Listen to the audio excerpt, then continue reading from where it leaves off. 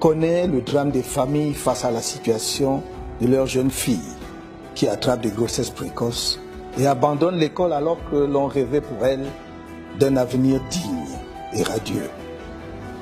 Je sais les frustrations des femmes camerounaises face aux inégalités de traitement. Elles sont aussi bien formées que leurs congénères masculins, souvent très compétentes sur le plan professionnel, mais perçoivent parfois des rémunérations inférieures à celles de leurs collègues hommes et bien souvent ne reçoivent pas la promotion qu'elles méritent si elles n'acceptent pas des compromissions dégradantes, voire traumatisantes. Vous êtes des femmes politiques brillantes, mais vous êtes tenues en arrière-plan, confinées à l'animation et aux applaudissements et souvent placées sur les listes électorales à des positions où vous n'avez pas de chance d'être élu. Je ne peux passer sous silence les violences faites aux femmes, qui ne cessent de gagner du terrain dans notre pays. Selon un rapport des Nations Unies, le Cameroun serait en proie à ce phénomène. Tenez, plus de 50% des violences et agressions physiques sont perpétrées contre les femmes. Environ 52% des femmes ont subi des violences conjugales, dont 30,56% de violences physiques et environ 31% de violences sexuelles, parmi lesquelles 53% subissent de telles agressions depuis l'âge de 15 ans. 1,4% de femmes sont encore victimes de mutilations génitales. Dans 54% des cas, ces actes engendrent des troubles émotionnels durables, voire handicapants. Comment oublier les 14 jeunes femmes assassinées, victimes en série de crimes rituels au cours des années récentes au quartier Mimboman à Yaoundé? Comment oublier les nombreuses jeunes filles, souvent mineures, victimes de viols alors qu'elles vendent dans les rues ou d'inceste au sein de leur famille? Nous ne pouvons regarder tout cela sans rien faire. C'est pourquoi j'ai voulu en parler avec vous, afin que nous réfléchissions ensemble aux solutions adéquates pour y mettre un terme dans notre pays et concevions les politiques publiques appropriées qui puissent permettre à la femme camerounaise de tenir toute sa place et jouer pleinement son rôle dans la société nouvelle que le mouvement pour la renaissance du Cameroun propose au pays. Ouais, merci.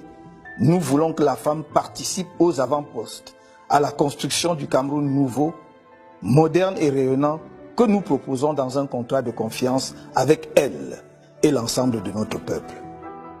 Il ne s'agit pas de faire je ne sais quelle faveur à la femme camerounaise, qui n'en a pas besoin, mais de redresser une situation absurde d'infériorisation où elle est encore largement maintenue. Car se priver de l'intelligence et de la force contributive de 51% de la population, c'est condamner sûrement notre pays à la stagnation, si ce n'est à la régression. Par comparaison, on constate une accélération du développement des nations occidentales, à partir du moment où les femmes ont commencé à recouvrer la plénitude de leurs droits à la fin du 19e siècle et au début du 20e siècle. Nombre de pays d'Asie ont emboîté le pas de manière fulgurante sur ce chemin de développement parce qu'ils ont valorisé depuis des décennies le statut de leurs femmes au travail. This is why the CRM, from its conception and its creation, made the Cameroonian women the prominent figure, inspiring and galvanizing of the national renaissance. It has expressed it in an original way in its logo. Take the time to glance at it if you have not yet done so. In the center of the setting, made of a blue sky, where the sun shines, there is a mobilized people, moving, led by a woman, but not any woman, a mother, dressed in a loincloth, tied above the chest, wearing a scarf in the purest Cameroonian tradition, and carrying her child firmly attached on her back in the African manner. With a haughty look, her gaze fixed on the horizon, she proudly wears the flag of the national renaissance and walks with a determined step towards the summit of the mountain which she begins to climb. She leads men, young people, children and old people to victory. Mais notre attention vigilante au rôle déterminant de la femme dans la Renaissance nationale ne s'arrête pas au symbole. Elle se traduit dans la vision innovante de notre parti pour la femme rurale, mère nourricière du pays et gardienne des valeurs sociales fondamentales de notre société. La femme Bayam Salam, amazone des pistes rurales, qui brave les intempéries et les risques des OPEP pour approvisionner les marchés de nos villes en produits vivriers à des prix abordables pour les Camerounais, dont le pouvoir d'achat s'est réduit année après année comme une peau de chagrin.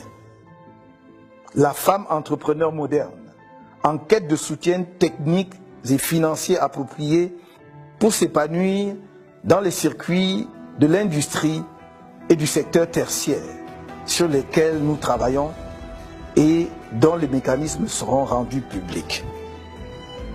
Cependant, nous demeurons convaincus que l'éducation est le levier principal d'émancipation de la femme dans notre pays.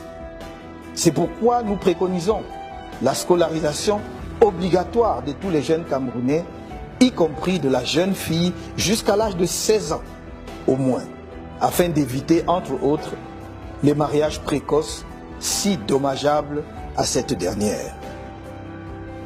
Chances égales pour l'éducation du jeune garçon et de la jeune fille, donc, mais aussi à responsabilités égales, salaires égaux, sachant que la maternité de la femme est une responsabilité primordiale au bénéfice de la société et qu'il faudra traiter en conséquence. À cet égard, nous avons pris depuis longtemps un engagement ferme pour la gratuité de la césarienne, afin que plus jamais une femme ne meure en couche dans notre pays, faute de moyens pour payer les coûts d'une telle opération, ou qu'elle ne perde son bébé pour les mêmes raisons.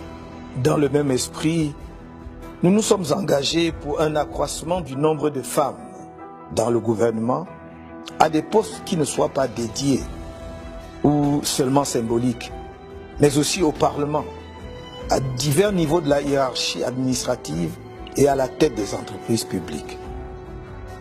Chères femmes camerounaises de tous horizons, nous faisons appel à vous afin que nous écrivions ensemble une page nouvelle, mémorable de l'histoire de notre cher et beau pays.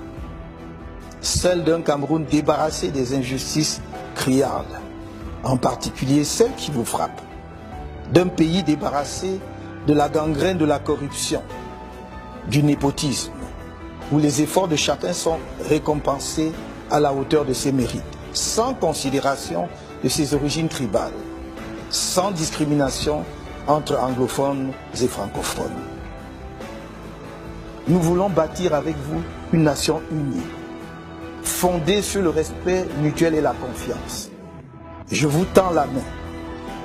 Donnez-moi la vôtre pour que, par les urnes et dans la paix, nous réalisions en cette année 2018 le changement dont le Cameroun a besoin et que réclament tous ses enfants de toutes les origines et de toutes les sensibilités politiques.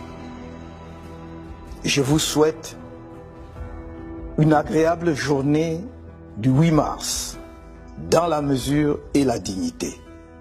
Vive la femme camerounaise, long live Cameroun.